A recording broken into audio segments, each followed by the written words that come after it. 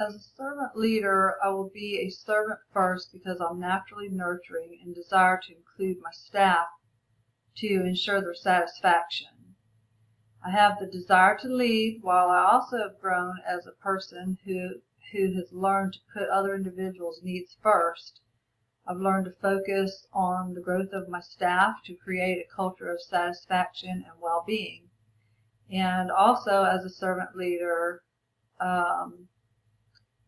I would create an atmosphere of trust and autonomy by putting the needs of others first. The relationship leadership is my preferred leadership style. The 15% annual turnover rate will need to be addressed by using a professional model that will help create nursing staff longevity. Since the local recruitment efforts have been unsuccessful in fulfilling the open positions at the medical facility, I would not choose an industrial style of leadership in my efforts to retain the current staff, but rather to recruit nurses to fill the current open positions. Then, once the open positions are filled, I would continue to practice leadership in a relationship leadership style as I respect my staff's opinions.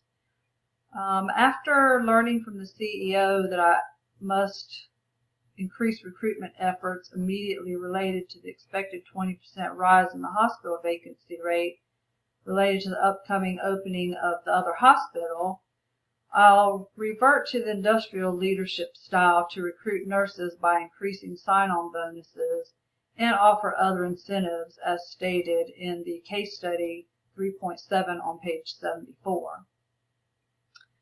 To reduce turnover, I will continue in practicing my preferred leadership style of relationship leadership by using the following paradigm options.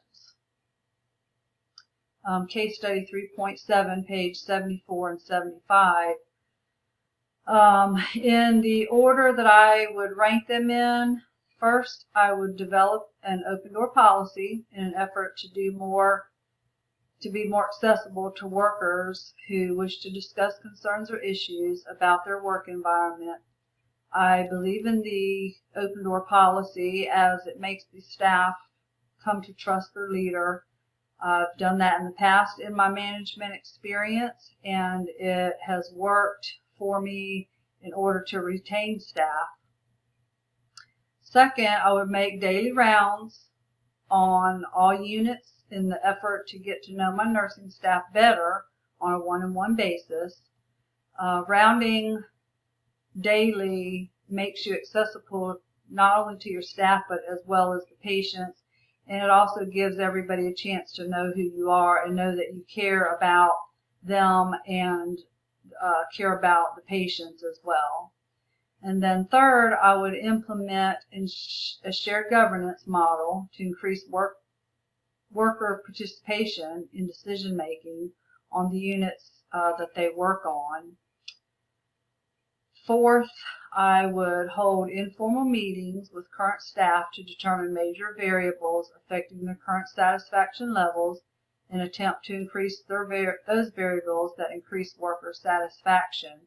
I have found in the past that holding informal meetings is important to the staff. It makes them feel like they're a part of things that are going on, things that are happening. They like to give their input, and especially also gives them a chance to get to know each other better, and they can talk about their ideas and figure out what works best for them on the floor. Because when you're on, working as a staff nurse, you have a better idea of what's needed to make things work, to have better outcomes. So giving them that opportunity to voice their opinions will work in retention as well.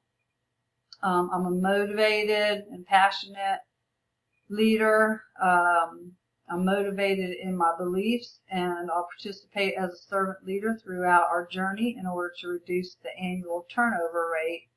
And I'll consider other options if necessary in order to ensure a positive outcome if any outside influences are beneficial and outweigh my own beliefs as performed in transformational leadership.